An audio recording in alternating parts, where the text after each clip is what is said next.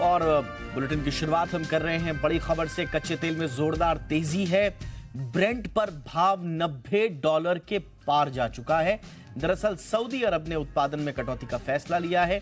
इससे क्रूड में तेजी आ गई है। खबर पर विस्तार से बात करते हैं हमारे कमोडिटी एडिटर मृत्युंजय कुमार झा से। मृत्युंजय, बताएं तेजी की वजह, हुआ क्या है दरअसल?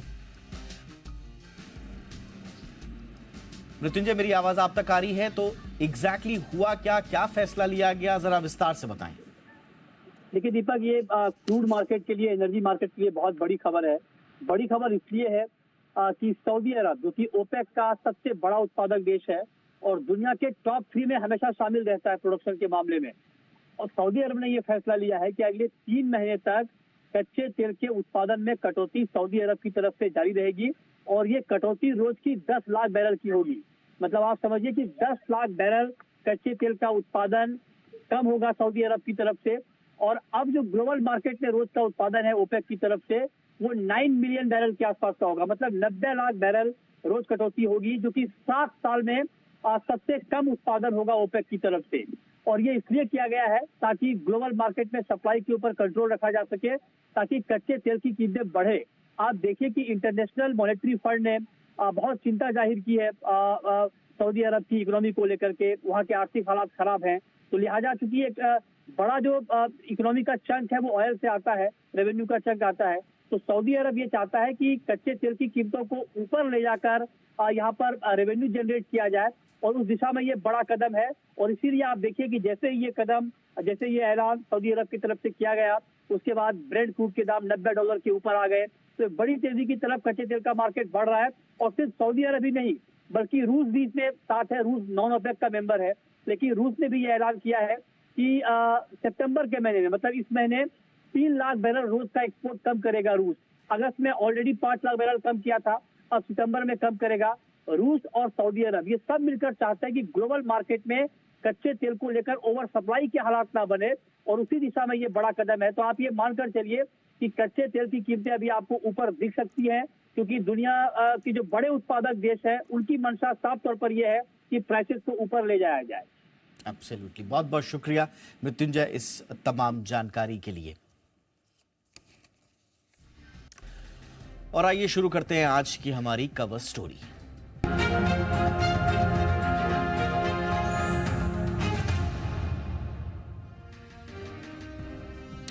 दुनिया इस वक्त कॉन्फ्लिक्ट और कंफ्यूजन से घिरी हुई है। इन दिनों कई देशों पर मंदी की छाया नजर आ रही है। जर्मनी में मंदी है, उसमें डीग्रोथ है। वहां ब्रिटेन में महंगाई चरम पर है। अमेरिका की अर्थव्यवस्था थोड़ा अलग है, लेकिन वहां ओवरहीटिंग चल रही है। कर्ज का संकट अलग है। चीन में भी कर्ज की दिक्कतें हैं। ब्राजील बेरोजगारी से जूझ रहा है। अर्जेंटीना कर्ज से परेशान है। सऊदी अरेबिया का हाल अभी मृत्युंजय बता रहे थे। ऐसे में अगर पूरी दुनिया में आर्थिक रूप से कोई देश चमचमा रहा है तो वो है हमारा प्यारा भारत। और आज भारत के पास अध्यक्षता है G20 की। G7 के बाद G20 दुनिया का सबसे बड़ा इकोनॉमिक मंच है। दुनिया की जीडीपी में इसकी हिस्सेदारी 85%। इसके अलावा G20 देशों में दुनिया का कुल 85% प्रोडक्शन भी होता है। और अंतर्राष्ट्रीय व्यापार में समूह देशों की हिस्सेदारी अगर आप देखें तो ये 75% है। G20 की अध्यक्षता भारत के पास है। जैसा कि हम बता रहे हैं, 9 से 10 सितंबर तक नई दिल्ली में 18वें G20 शिखर सम्मेलन की मेजबानी करने के लिए भारत पूरी तरह से तैयार है। भारत के पास G20 की मेजबानी आने के बाद से ही पूरी दुनिया में G20 को लेकर एक अलग किस्म का माहौल बन गया। G20 में क्या कुछ नए बदलाव लेकर आया है भारत की प्रेसिडेंशियल जो पारी है, जो कि रोटेशनल होती है दरअसल G20 में, तो भारत के पास ये जो चंक आया है प्रेसिडेंसी का, इसमें क्या कुछ नयापन भारत लेकर आया, आज हम इस पर चर्चा करेंगे। लेकिन उससे पहले थोड़ा सा एजेंडा समझते हैं। भारत के एजेंडे में जो चीजें हैं, जो मुद्दे हैं, उनकी सब जगह तारीफ हो रही है।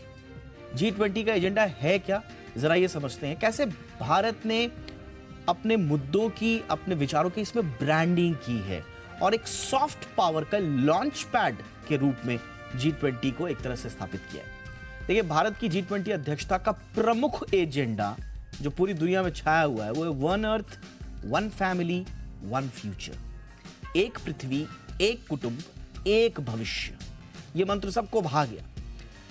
इसके अलावा वैश्विक आर्थिक सहयोग, ये तो परंपरागत रूप से G20 का मंत्र है ही। वैश्विक वित्तीय स्थिरता के लिए जो भारत ने स्ट्रैटेजीज बनाई हैं और जिस तरह से डिस्कशंस हुए हैं वो बड़े कमाल के हैं।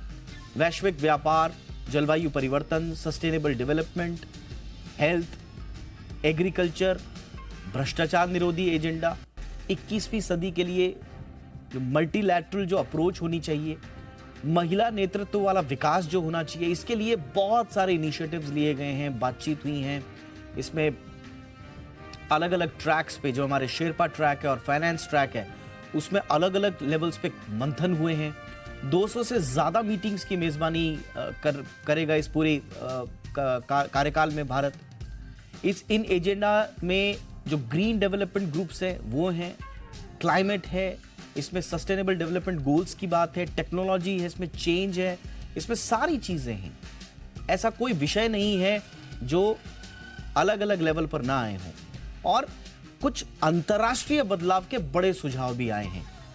इसमें WTO में सुधार है, इसमें जो दूसरी संस्थाएं हैं, इंटरनेशनल मॉनेटरी फंड, इसमें सुधार की बात की गई है। ये कुछ ऐसे कदम हैं जिसके लिए भारत की जो प्रयास है और ख़ास तौर से जो भारत की प्रेसिडेंसी के दौरान जो बातचीत हुई है वो अभूतपूर्व माने जाएंगे। इसके अलावा MSMEs का एक आपसी सहयोग बढ़ाना पूरी दुनिया में, उनका इंटीग्रेशन करना, ये एक बहुत बड़ा इंपॉर्टेंट फैक्टर रहा है।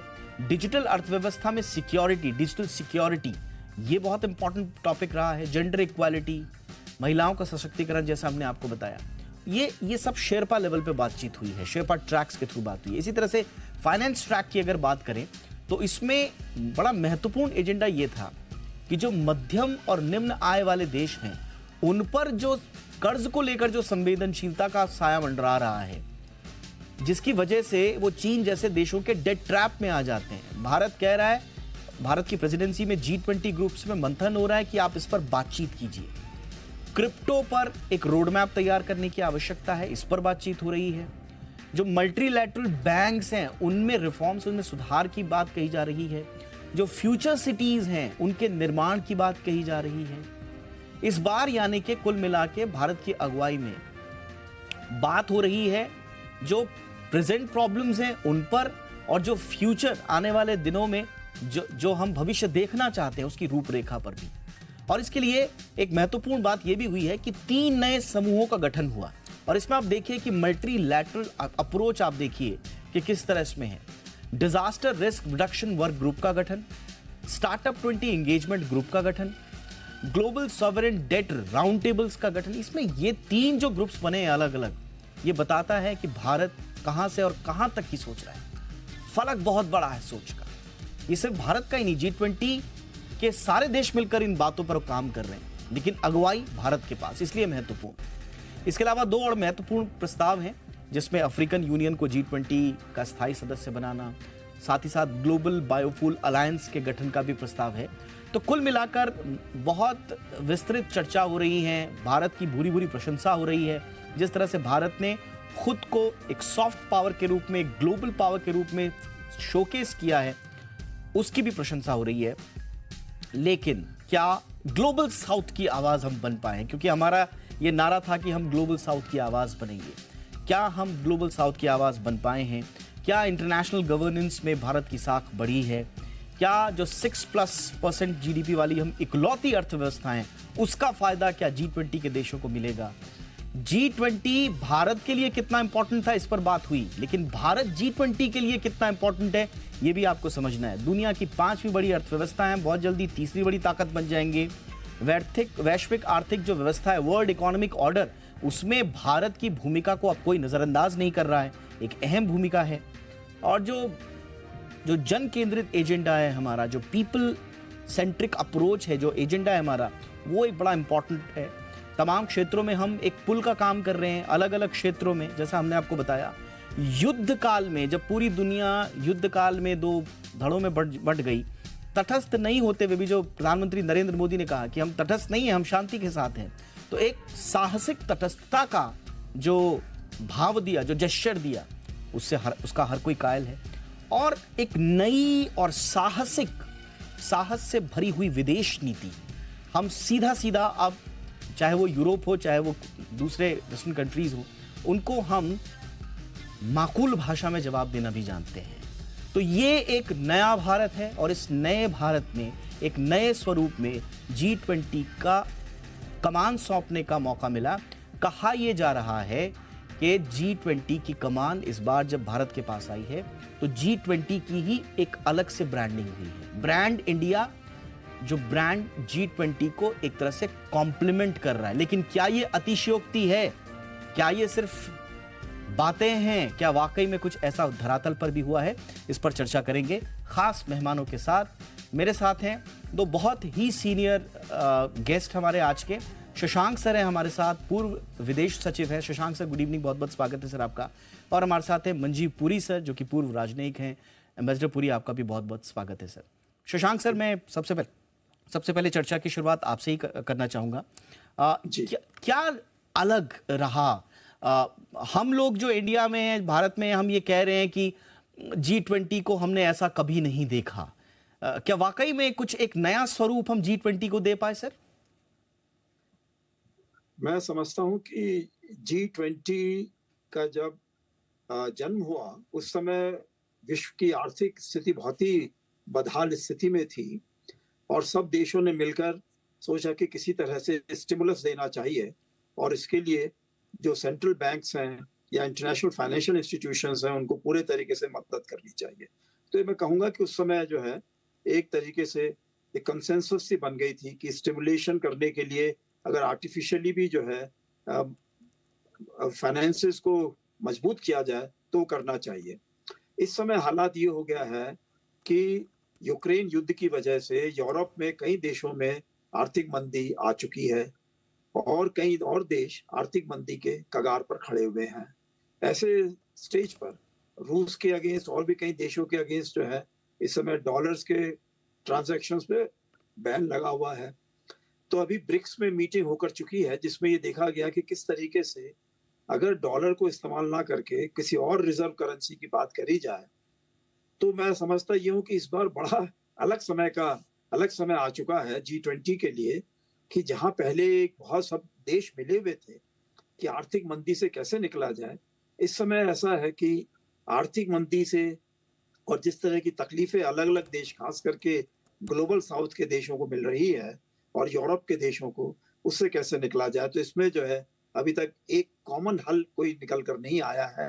तो मैं समझता हूँ कि बहुत बड़ी चुनौती है ये G20 के देशों के लिए, शेरपास के लिए, कि वो जो अपने नेताओं के सामने प्रस्ताव रखेंगे उसमें कोई ना कोई प्रस्ताव ऐसे होने चाहिए कि जिन पे अगर पूरे तरीके से सहमति नहीं भी बनती है तो कम से कम ऐसे सब्जेक्ट्स पे जिससे कि अधिकतर देशों का फायदा हो सके वहां सहमति बन जानी चाहिए। और आपने बहुत अच्छे तरीके से कई मसलों को बता दिया है जिन पर बातचीत चल रही है। एब्सोल्युटली, ये आपने सही कहा। देखिए, ये एक बड़ी विडंबना रही है कि इस बार की भी G20 जो बैठक है, जो मल्टीलैटरल एग्रीमेंट्स होने चाहिए थे, जो कहा जाता है कि डेवलपिंग नेशंस और डेवलप्ड नेशंस को एक साथ एक मुद्दे पर एक राय के रूप में लाया जाना चाहिए था।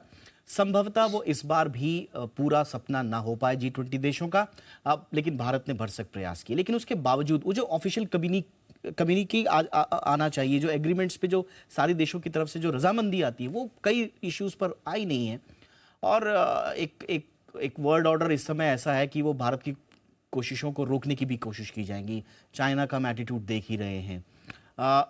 एम्बेसडर पुरी, लेकिन आउटकम जो भी हो, उसमें हमें जो भी सफलता मिले, जो ब्रांड G20 है और जो शोकेसिंग है हम लोगों की एक सॉफ्ट पावर के रूप में, ग्लोबल गवर्नेंस में एक महत्वपूर्ण हस्तक्षेप करने का जो हमारा सपना था, क्या वो पूरा वो इमेज बन पाई है हमारी सर? दीपक जी, पहले तो कंग्रेचुलेशन, आपने बहुत अच्छी प्रेजेंटेशन। Thank you sir. अब जो आपने सवाल का मुझे कहने दी, देखिए G20 की ये मेरा ख्याल 18वीं शिखर सम्मेलन होगा लेकिन हमने एक बहुत जबरदस्त किस्म की कोशिश की है, जिसको कहते हैं अंग्रेजी में डेमोक्रेटाइजेशन ऑफ द G20।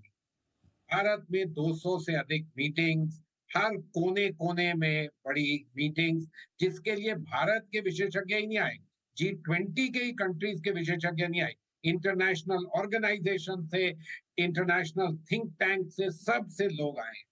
तो हम अब भारत के किसी कोने में आप जाइए, आम आदमी जानता है G20 और उसका सीना जिसको कहते हैं चौड़ा, क्योंकि वो समझता है कि भारत ने कुछ अचीव किया, हम कहीं शिखर पे पहुंचे हैं और लोग हमें मान रहे हैं। तो ये तो चीज बिल्कुल रिकॉग्नाइज हो गई है इंडिया में। मैं मानता हूं कि कम से कम G20 के जो कंट्रीज हैं उन्होंने भी देखा है। आगे क्या करते हैं, ब्राजील क्या करता है हमारे बाद, साउथ अफ्रीका क्या करता है, वो उन पे निर्भर है।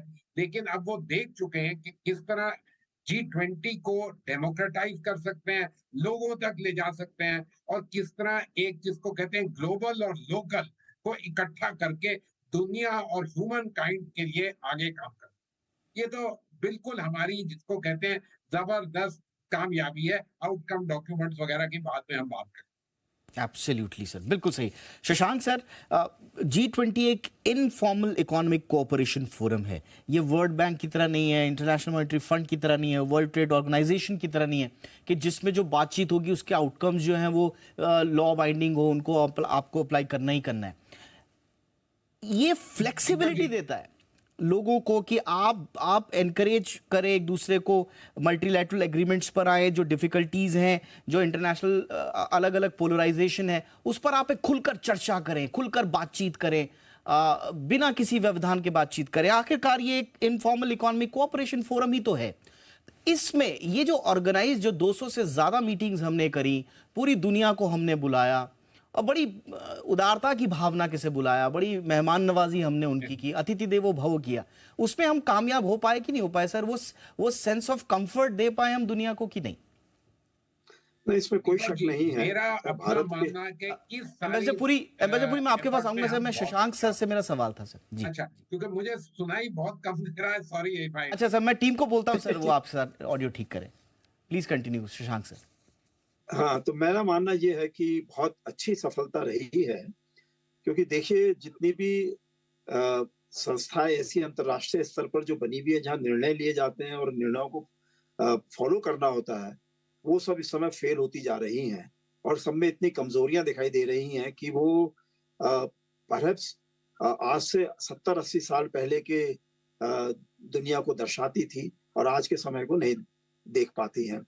क्योंकि जितनी भी परेशान, तो इसलिए जो इनफॉर्मल तरीके से बातचीत हो रही है, और जैसे मंजीव पुरी जी ने कहा है कि अभी हम लोग जिस तरीके से इसको पूरे देश के अंदर और विश्व के सब लोगों से, आम जनता से हमने इसको मिला दिया है, तो एक बहुत बड़ा हमने काम किया है, जो कि आगे भी, क्योंकि अगली 2 मीटिंग्स भी डेवलपिंग कंट्रीज में ही होनी है, ब्राजील में और साउथ अफ्रीका में, जो भारत के बहुत मित्र देश हैं। तो हम समझते हैं कि ये मामला आगे और बढ़ाया जाएगा इसी तरीके से। और ये अच्छी बात है कि विश्व स्तर पे विश्व नेता सब मिलते हैं, इनफॉर्मल तरीके से बात करते हैं। और आप देखिए जो बड़ी संस्थाएं भी हैं, उनमें भी ऐसी बात होने लगी है कि आजकल पहले इनफॉर्मल तरीके से बात होती है, उसके बाद कोशिश की जाती है कि कोई निर्णय निकल सकता है, नहीं निकल सकता। ये बात और है कि चूंकि संस्थाओं में इतनी कमजोरियां हैं कि वो निर्णय नहीं ले पाती हैं। तो मैं समझता हूँ कि G20 का एक महत्वपूर्ण भूमिका रही है। अब आगे मैं कह नहीं सकता हूं कि आगे क्या होगा, वो अगले 2-3 सालों में मालूम चलेगा। भारत अपनी तरफ से पूरी कोशिश करी है कि ग्लोबल साउथ के विषय को और जनता को, जो भारत में जनता जो कुछ भी देख सकती है, कर सकती है, उसको पूरे जोड़ने का प्रयास किया है। एब्सोल्युटली। इससे पहले इंडोनेशिया के पास थी, अब भारत के पास आया है, जैसे सर बता भी रहे। एम्बेसडर पुरी, मेरा सवाल आपसे है सर, अब ब्राजील और उसके बाद साउथ अफ्रीका, अगेन ये प्रेसिडेंसी रोटेशनल तौर पर जाएगी 2 उभरती हुई अर्थव्यवस्थाओं की तरफ। ब्राजील में हालात अभी बहुत ठीक ठाक नहीं हैं। क्या हमने एक बड़ा बेंचमार्क दे दिया है? इंडिया ने जिस तरह से हैंडल किया है पूरे समिट को, पूरे साल भर में प्रेसिडेंसी को, हमने एक बड़ा बेंचमार्क दे दिया सर? हाँ दीपक जी, इसमें कोई शक की बात नहीं कि हमने नया स्टैंडर्ड सेट किया। किस तरह G20 की मीटिंग्स की जा सकती है, किस तरह पूरे देश में फैलाया जा सकता है, किस तरह बाकी दुनिया को उसके साथ जोड़ा जा सकता है, इसमें कोई शक की बात। वो आगे करें नहीं करें वो मैं नहीं कुछ कह सकता। आपने किसी चीज का जिक्र किया, ब्राजील एक बहुत सुलझा हुआ खिलाड़ी है इंटरनेशनल स्फीयर में, और प्रेसिडेंट लूला जो है बहुत वेल नोन है। वो हो सकता है उनकी अपनी एक दृष्टिकोण हो, वो कुछ और करना चाहें, ये इसके बारे में मैं कुछ कह नहीं सकता क्योंकि बहुत जल्दी है इस चीज की। लेकिन हमारा जो बेंचमार्क है वो हाई बेंचमार्क है, बहुत ही बड़े विस्तार के स्तर का बेंचमार्क है, इसमें बिल्कुल कोई शक नहीं होना चाहिए।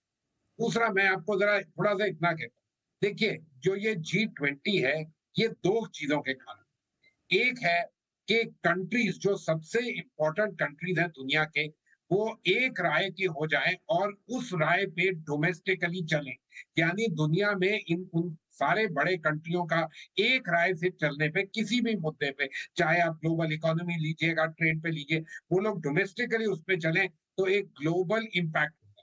दूसरा कि आप ये जिसको कहते हैं बिहाइंड द सीन्स निर्णय लीजिए, तो जब वो जो D jure treaty based body में वो डिस्कशन आएंगी तो दुनिया के सबसे महत्वपूर्ण देश जो हैं वो एक वॉइस से बोलेंगे, तो चांसेस है कि उनकी डी जूरे भी वहां पर प्राप्ति होगी। ये इसका बहुत बड़ा जिसको कहते हैं एफर्ट है, और हमारे एफर्ट इन्हीं सब चीजों पे चल रहे हैं, चाहे वो डिजिटल पब्लिक इंफ्रास्ट्रक्चर पे हो, डिजास्टर रेजिलिएंट इंफ्रास्ट्रक्चर पे हो, women led development, life, climate financing, इन सब चीजें। But at the end of the day ये सारी चीजें पॉलिटिकल इकोनॉमी की हैं, इकोनॉमिक्स एक साइड है, ग्लोबल जियोपॉलिटिक्स एक साइड है, एंड हमारी लेकिन अपनी जो स्थिति है उसको अब मैं मानता हूं कि G20 के कारण और उसकी प्रेसिडेंसी जिस तरह हमने हैंडल की है, there is very good recognition कि इंडिया इज, हम लोग यूज करते हैं वर्ड इमर्जिंग, मैं कहूंगा emerged economy and emerged society. Absolutely, बिल्कुल आपने सही कहा सर।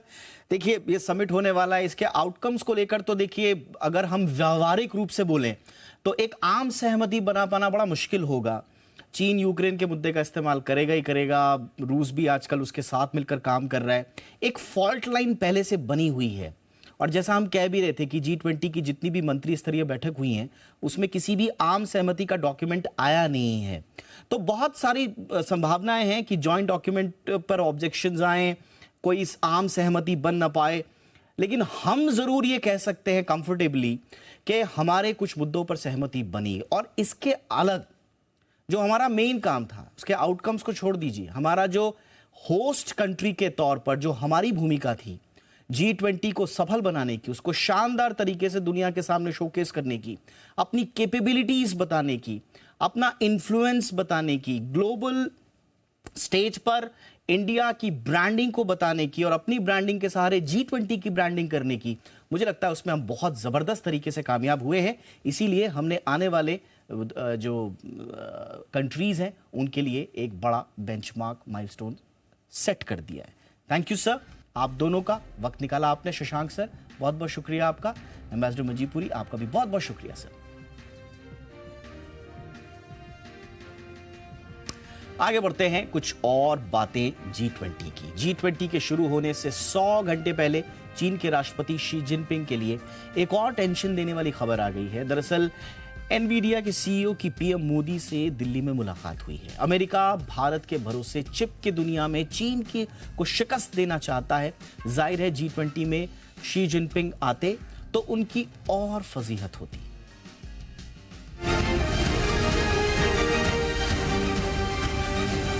ये दो तस्वीरें हैं, एक G20 से करीब 100 घंटे पहले की और दूसरी तस्वीर G20 से करीब 75 दिन पहले की, जब अमेरिका के राष्ट्रपति जो बाइडेन और पीएम मोदी ने मिलकर इस लाल टी शर्ट को लॉन्च किया था जिस पर लिखा था future is AI, America and India.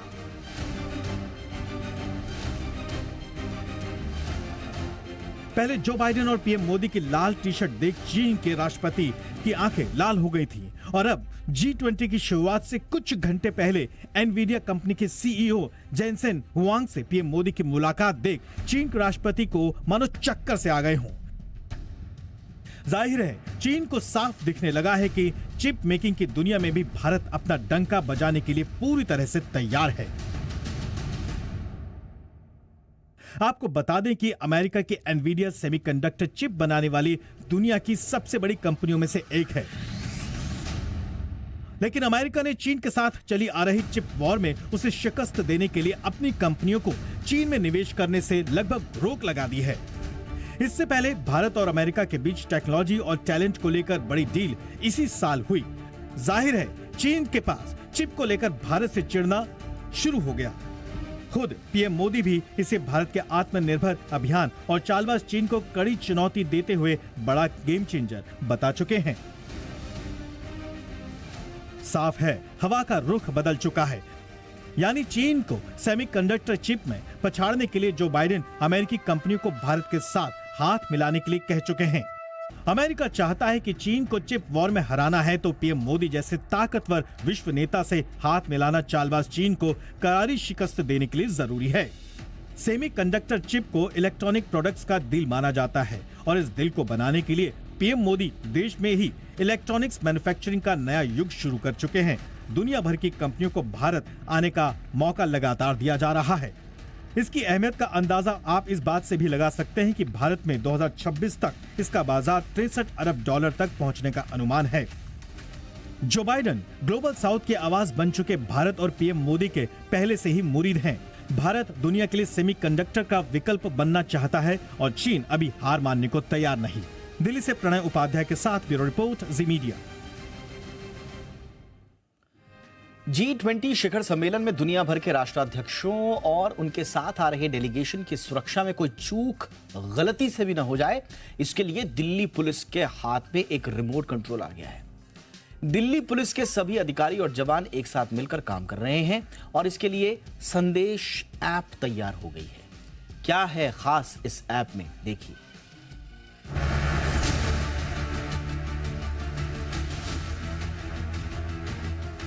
G20 का संदेश सुरक्षित रहेगा। G20 सुरक्षा का सबसे खास रिमोट कंट्रोल। दिल्ली एयरपोर्ट से लेकर प्रगति मैदान, होटल से लेकर बाजार, सड़कों से लेकर पार्कों तक, जहां कहीं भी दुनिया भर से दिल्ली पहुंच रहे विदेशी मेहमान आ रहे हैं, उनकी लिस्ट तैयार हो चुकी है। कौन कब कहां कितने बजे कैसे और किसके साथ जा रहा है, उसकी सुरक्षा से जुड़ी एक एक जिम्मेदारी दिल्ली पुलिस ने अपने हाथों में ले ली है।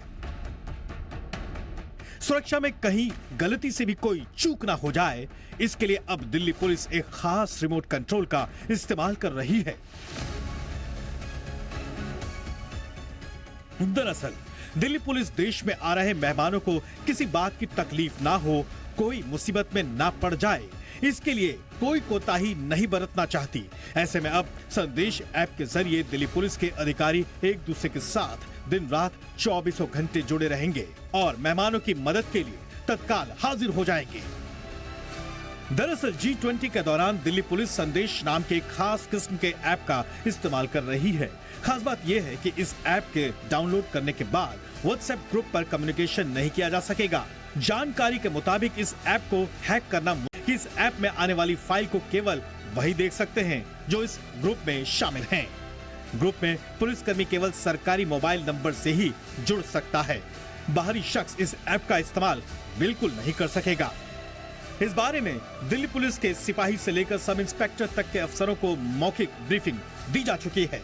नेशनल इंफॉर्मेशन सेंटर ने अगस्त 2020 में इस ऐप को बनाया था। इस ऐप का मकसद सुरक्षा से जुड़ी जानकारियों को गुप्त रखना भी है। दिल्ली पुलिस ने भरोसा दिलाया है कि मेहमानों की सुरक्षा के लिए पैरामिलिट्री की भी मदद ली गई है। जाहिर है अब दिल्ली पुलिस ने इस ऐतिहासिक पल को पूरी तरह सुरक्षित बनाने का फुल प्रूफ प्लान तैयार कर लिया है। दिल्ली से शिवांगी ठाकुर के साथ ब्यूरो रिपोर्ट, जी मीडिया। दिल्ली में गर्मी का सितम सितंबर महीने में ही देखने को मिल रहा है। दिल्ली का पारा 40 डिग्री के पार पहुंच गया है। न्यूनतम तापमान की बात करें तो दिल्ली का तापमान 26 डिग्री के आसपास रहा न्यूनतम, यह सामान्य से 1 डिग्री ज्यादा है। वहीं सितंबर का ऑल टाइम रिकॉर्ड भी 40.6 डिग्री का है। 16 सितंबर 1938 में तापमान इस स्तर पर पहुंचा था। मौसम विभाग के मुताबिक आने वाले दिनों में तापमान में गिरावट आ सकती है। इसके साथ ही मध्यम बारिश का भी अनुमान है।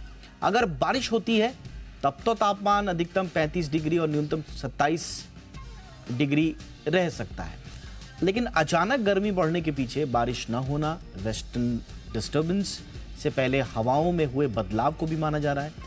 इसके अलावा पृथ्वी का तापमान साल दर साल जो बढ़ रहा है, जो जलवायु परिवर्तन की अलग अलग वजहें हैं, उनको भी आप मिला दीजिए। इसमें इंसानी गतिविधियां हैं, इसका सबसे इम्पोर्टेंट योगदान रहा है जीवन शैली, औद्योगिकीकरण, परिणाम स्वरूप वायुमंडल में ग्रीन हाउस गैसों की वृद्धि। और ये आज की थ्योरी नहीं है, ये बड़ी पुरानी थ्योरी है, हम सब जानते हैं इससे।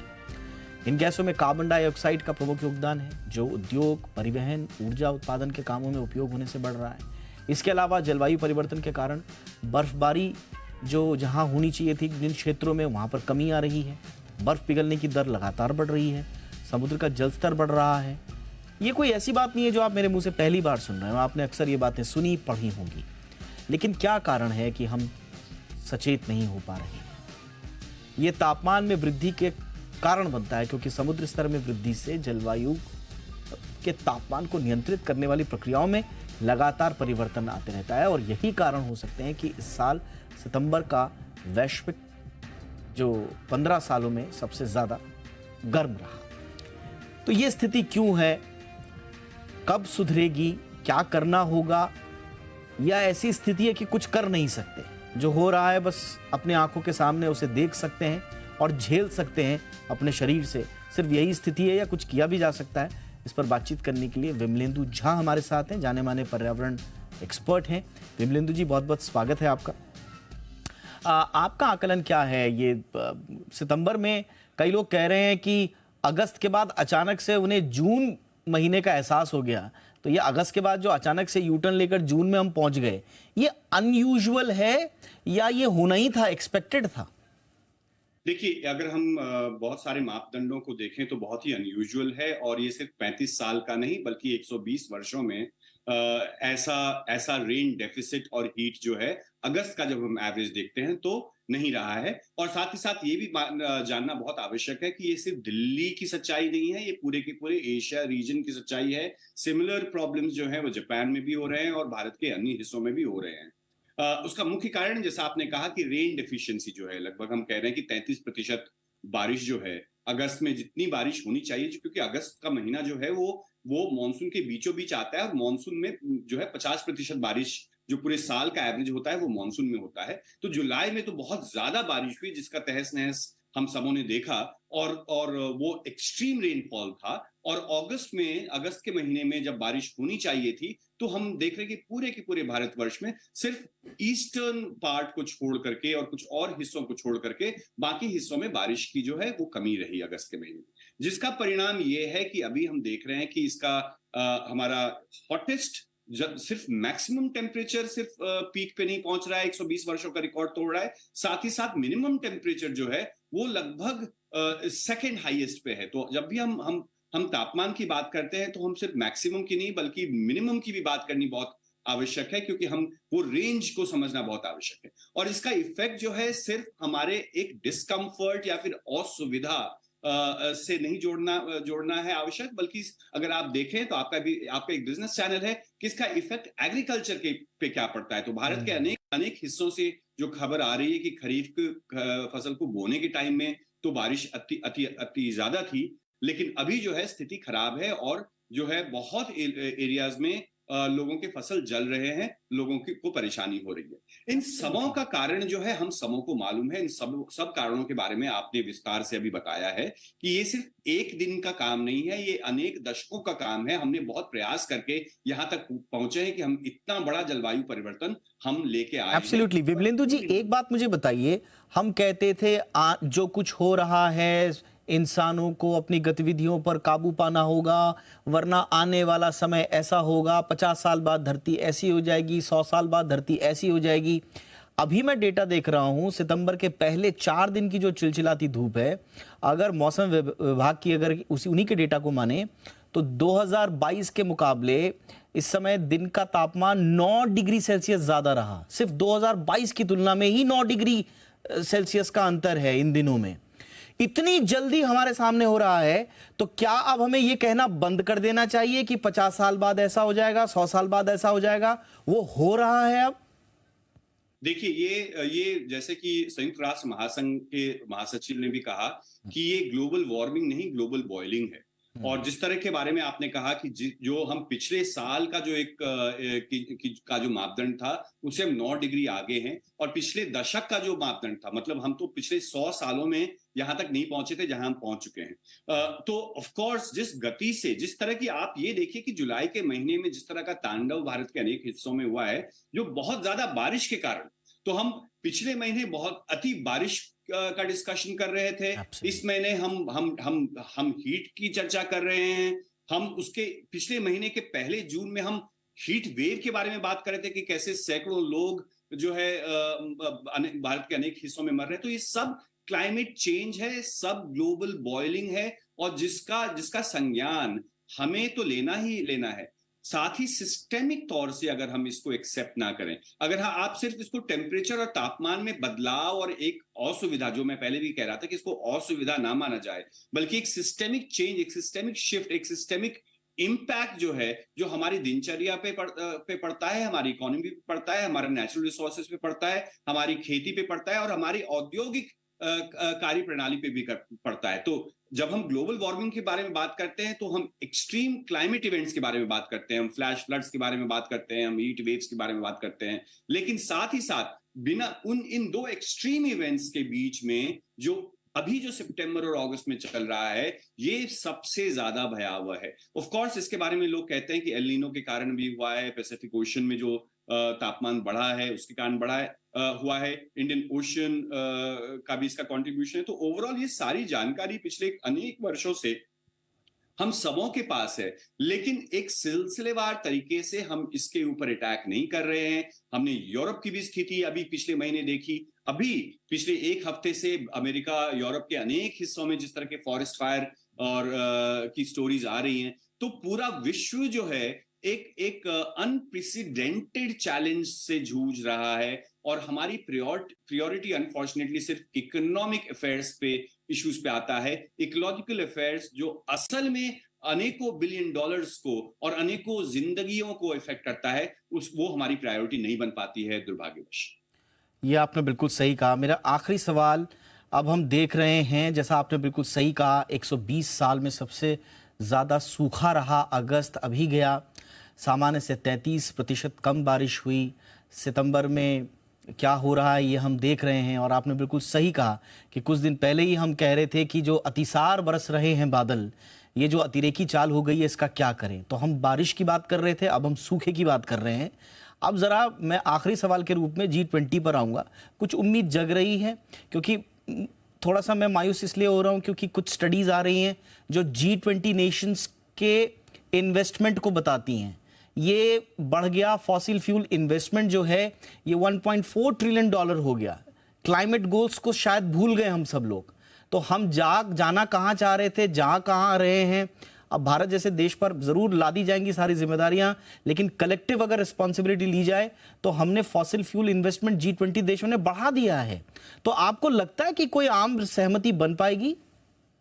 नहीं, देखिए, अगर आप ऐतिहासिक रूप से देखें तो जो 7 देश थे, जो G7 जिसको हम कहते हैं, वो लगभग 50% कार्बन कंट्रीब्यूशन जो था ग्लोबल वार्मिंग में, जो कंट्रीब्यूशन था उन 5 देशों का था। और अगर हम इन 20 देशों को भी देख लें, अगर हम अपने आप को भी उसमें जोड़ लें, तो 80 से 90% जो पोल्यूशन के कारण हैं हम खुद हैं। तो उस कमरे में जब ये मीटिंग हो रही होगी G20 की, तो सबसे प्रदूषण करने वाले या कार्बन कंट्रीब्यूटर्स एक साथ बैठे रहे हों। क्लाइमेट चेंज एजेंडा पे था, एजेंडा पे चर्चाएं हुई, अभी यूएई में भी बात हुई, कॉप में भी बात हुई, इस बार भी क्लाइमेट चेंज के ऊपर बात हो रही है। लेकिन एक लीपापोती वाली बात है rather than actual concrete conversation. जैसा आपने कहा कि फॉसिल फ्यूल जब तक कमरे के बाहर नहीं जाएगा, जब तक हम कोल और हमारा अपना डिपेंडेंस हम फॉसिल फ्यूल पे रखे रहेंगे, क्योंकि हमें ये लगता है G20 कंट्रीज की प्रायोरिटी इकोनॉमिक इश्यूज हैं, और हम एनवायरमेंटल एजेंडा को भी अपने इकोनॉमिक एजेंडा को फर्दर करने के लिए यूज करते हैं। तो एक तरफ तो हम बात करते हैं कि हम नेट जीरो की तरफ जाएं, और नेट जीरो के साथ साथ अगर हम फॉसिल फ्यूल में इन्वेस्टमेंट बढ़ता जाएगा, तो ये थोड़ा सा एक आयरॉनिकल सिचुएशन है। तो मुझे ज्यादा उम्मीद नहीं है। और ये भी बात है कि रशिया और चाइना की अनुपस्थिति या उनके प्रीमियर्स की अनुपस्थिति से कुछ खास निकल के नहीं आने वाला है, लेकिन एक चीज है, उम्मीद रखना बहुत आवश्यक है कि असल में अगर इस पर्यावरण के बदलाव को या ग्लोबल बॉइलिंग को या फिर क्लाइमेट चेंज को अगर इफेक्ट करना है तो G20 के पास ही पावर है, और उस तरह की पॉलिटिकल विल, उस तरह की नियमितता, उस तरह का एक स्वभाव, उस तरह का एक दूरदर्शिता G20 देशों को, खासकर अमेरिका और बाकी देशों को, और यूरोपियन यूनियन और अमेरिका बहुत बड़े हिस्सेदार हैं इसमें, इन दोनों बड़े बड़े भूखंडों को और एक सभ्यताओं को दिखाना आवश्यक है, और भारत को भी इसके ऊपर, क्योंकि भारत जिस तरह से अपनी एक निर्णायक एक लीडरशिप दिखाने की कोशिश कर रहा है, उसको लीडरशिप लेना पड़ेगा, क्योंकि इसका इफेक्ट, जिस तरह का इफेक्ट भारतीयों पे पड़ता है क्लाइमेट चेंज का, उतना इफेक्ट अमीर देशों पे या डेवलप्ड नेशंस पे नहीं पड़ता है। तो डेवलपिंग नेशंस का बहुत ज्यादा जिम्मेदारी बनती है। एब्सोल्युटली। और देखिए, विकसित देशों को तो अपनी हठधर्मिता छोड़नी पड़ेगी इस मामले में। उनको अब मानना पड़ेगा कि अब दिखाने के, हाथी के दांत दिखाने के कुछ और, खाने के कुछ और, ये नहीं चलेगा।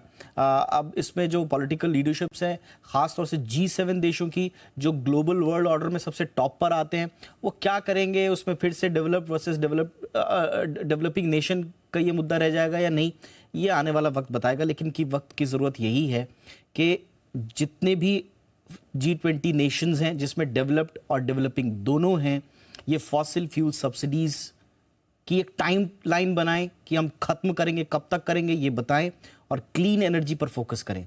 भारत ने बड़ी रिस्पॉन्सिबिलिटी दिखाई है, इंटरनेशनल सोलर अलायंस बनाया है, ग्रीन एनर्जी के प्रति अपनी प्रतिबद्धताएं जाहिर की हैं, लेकिन इससे आगे भी सोचना होगा। तो सबके लिए कुछ ना कुछ है करने के लिए इस दिशा में, और हालात हम सबके सामने हैं जिस पर हम चर्चा कर रहे हैं। बहुत बहुत शुक्रिया विमलेंदु जी, आपने वक्त निकाला हमारे लिए। Thank you so much. ये थी हमारी दूसरी कवर स्टोरी।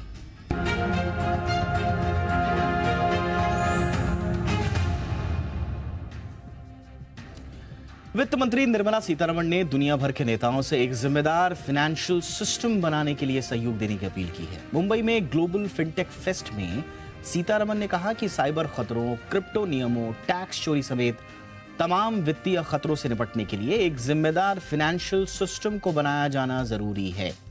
उन्होंने आगाह किया कि जहां फिनटेक को इनोवेशन की जरूरत है, वहीं जोखिमों का सामना करने के लिए सुरक्षा में निवेश करना भी बहुत जरूरी है। Physical border threats, which are conventional warfare and other things.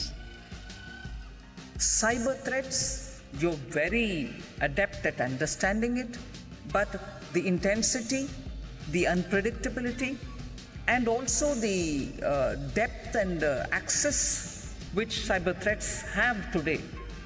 As much as you build firewalls, there are more and more newer ways in which access is being made and threats are being or attacks are being made. So cyber threats, crypto threat as well as an opportunity. But crypto is also an example that I use later to say how, unless global cooperation works out well, you're not going to be able to have a responsible financial ecosystem which can regulate it as well. Personal और housing loan की मांग में अच्छी बढ़त हो रही है। ये दोनों सेगमेंट इकोनॉमी की रिकवरी को भी दर्शाते हैं। एसबीआई के एमडी अश्विनी तिवारी ने हमसे खास बातचीत में बताया कि इनके रिटेल के अलावा लॉजिस्टिक्स, रिन्यूएबल एनर्जी और इंफ्रा में कर्ज की मांग में अच्छी बढ़त हुई है। उन्होंने ये भी बताया कि योनो आने वाले दिनों में अपने आप में एक बैंक होगा। जी बिजनेस में आपका स्वागत है। सबसे पहले मैं आपसे ये सवाल पूछना चाहूंगी कि आप किस सेक्टर में स्ट्रेस देख रहे हैं और कहां सबसे ज्यादा डिमांड देख रहे हैं? नहीं, स्ट्रेस किसी पर्टिकुलर सेक्टर में इस समय नहीं देख रहे हैं, और ये तो कंटिन्यूअस प्रोसेस है कि हम देखते रहते हैं कि कहाँ पे प्रॉब्लम है, बट ऐसा कोई सेक्टर अभी दिख नहीं रहा जहाँ बहुत प्रॉब्लम है। और डिमांड की जहाँ तक बात है, तो डिमांड कंज्यूमर में यानी housing loan, auto, personal loan में स्ट्रॉन्ग चल रही है। इंडस्ट्री साइड में हम डिमांड देख रहे हैं, इंफ्रास्ट्रक्चर में, लॉजिस्टिक्स में, रिन्यूएबल्स में, इनमें पिछले 2 सालों से चल रही है डिमांड स्ट्रॉन्ग, और अभी भी देख रहे हैं। और कई सारे नई जो इंडस्ट्रीज़ हैं, नई इन द सेंस की जिसमें पहले ग्रोथ उतनी नहीं हो रही थी, उनमें भी अब हम धीरे धीरे डिमांड देख रहे हैं और बढ़ रहे। जैसे पावर में बहुत स्ट्रेस रही थी पहले, लेकिन पावर में अभी काफ़ी सारे पावर प्लांट जो स्ट्रेस में थे, एनपीए थे, एनसीएलटी में थे, ये सेल हो गए हैं और रिकवरी हमें मिली है। तो पावर की डिमांड काफ़ी है मार्केट बाहर, और उसमें वो सेक्टर अच्छा कर रहा है। और सर अगर मैं हमने अभी रिसेंटली पढ़ा कि 96,000 करोड़ के बैड लोन हैं जो चॉकलिस्ट किए हैं एसबीआई ने, सर उन्हें किस एआरसी के साथ सेल करने की बात हो रही है, एनएआरसीएल में, बैड बैंक में? नहीं, देखिए ये जो 96,000 करोड़ है ये तो टोटल स्टॉक है जिसको हम सेल करना चाहते हैं। और जो आरबीआई का रूल है कि हमें बोर्ड से साल में एक बार अप्रूवल लेना पड़ता है एआरसी सेल के लिए, तो ये इनेबलिंग प्रोविजन है। ये वही है कि हम साल में 20,000 करोड़ रेज करना चाहते हैं, इसका मतलब नहीं कि तुरंत कर रहे हैं। और एआरसी सेल में हम केस टू केस जाते हैं, कभी कभी पोर्टफोलियो रिटेल के केस में बनते हैं, बट ये बड़े अकाउंट थे तो इसमें केस टू केस जाते हैं, केस टू केस चेक करते हैं। तो ये जो था ये जो 96,000 करोड़ की बात है इसका कोई सब्सटेंस नहीं है। और सर क्योंकि हम फिनटेक फेस्टिवल में आपसे बात कर रहे हैं, तो क्या कोई टेक्नोलॉजी का कुछ ऐसे इनोवेटिव इस्तेमाल हो रहा है जिससे रिकवरी बैंक्स के लिए आसान हो, या फिर कुछ ऐसे प्रोडक्ट्स जैसे योनो 2.0 जो है उसमें बहुत ज़्यादा टेक, वो एक तरह से डिजिटल बैंक है अपने आप में, उसके बारे में? हाँ, सो योनो 2.0 तो अभी स्टार्ट हो रहा है क्योंकि इसमें अभी हमने टेक्निकल सर्विस प्रोवाइडर ऑनबोर्ड किया है और इसमें अभी 18 से 24 महीने लगेंगे। लेकिन जब आपने रिकवरी में टेक्नोलॉजी की बात करी तो वो 2-3 तरह से हो रही है। एक तो ये कि कुछ फिनटेक्स हैं जिनको लीगल टेक बोलते हैं, जो कंसिलेशन सर्विसेज ऑफर करते हैं ऑनलाइन, तो ऑनलाइन डिस्प्यूट रेजोल्यूशन प्रोसेस है। तो उनमें से कुछ लोगों से हम बात कर रहे हैं कि on a success fee basis क्या हम उनको यूज़ कर सकते हैं, और ये वो केसेस होंगे जो छोटे हैं, जिनमें सिक्योरिटी वगैरह नहीं है और बैंक उसको बहुत अच्छे से खुद फॉलो नहीं कर पा रहा है, तो हम उनसे बात कर रहे हैं। और एआई से आप ये भी देख पा रहे हैं कि कहाँ पर क्रेडिट ग्रोथ हो रही है, किस तरह के प्रोडक्ट सेल करने हैं? हाँ, एआई तो हमेशा यूज़ होती जा रही है और एआई का मेजर यूज़ अभी तो मॉडल्स बनाने में हो रहा है, जिसमें हम रिस्क यानी अंडर राइटिंग जिसको बोलते हैं वो उसमें ज़्यादा इस्तेमाल कर रहे हैं, प्रोडक्ट ऑफर करने में ज़्यादा कर रहे हैं, फ्रॉड रिस्क में कर रहे हैं कि फ्रॉड कहाँ पे होने का चांस ज़्यादा है, इसमें कर रहे हैं। पेटीएम ने छोटे कारोबारियों के लिए नया कार्ड प्रोडक्ट लॉन्च किया है। इससे छोटे कारोबारियों की पेमेंट की मुश्किलें हल होंगी। ग्लोबल फिनटेक फेस्ट में पेटीएम के सीईओ विजय शेखर शर्मा ने खास बातचीत में बताया कि उनका कार्ड छोटे कारोबारियों के लिए पेमेंट को आसान बना देगा। गिग वर्कर्स को लेकर, महिलाओं को लेकर क्या पेटीएम का कोई ऐसा प्लान है, कोई खास प्रोडक्ट लॉन्च करने का? तो नहीं है अभी तो हम देखो स्मॉल मर्चेंट्स के लिए काम करते हैं, तो जो हमने कार्ड डिवाइस लॉन्च करी वो भी इसीलिए लॉन्च करी। So our business commitment is to solve for small merchant and there is a huge amount of work that we have to do that. और सर कार्ड डिवाइस किस तरह से life easy बनाएगा? It brings a payment to the small mass merchant, that is all. और sir UPI का हम expansion देख रहे हैं, फिनटेक फेस्टिवल में है, 10 बिलियन ट्रांजैक्शन क्रॉस हो गई है। यूपीआई जो क्रेडिट के साथ लिंक किया गया है उससे क्या बेनिफिट होगा? बहुत फायदा होगा, क्रेडिट का एक्सपेंशन होगा because lot of people need spend credit, that will be a great thing for. UPI payment करने वालों के लिए अच्छी खबर है। पहली बार ग्लोबल फिनटेक फेस्ट में यूपीआई एटीएम विड्रॉल मशीन को शोकेस किया गया। यूनियन बैंक और एनपीसीआई ने मिलकर UPI ATM cardless cash withdrawal machine तैयार की है। हमारे संवाददाता सौरभ पांडे बता रहे हैं कि यह मशीन कैसे काम करेगी।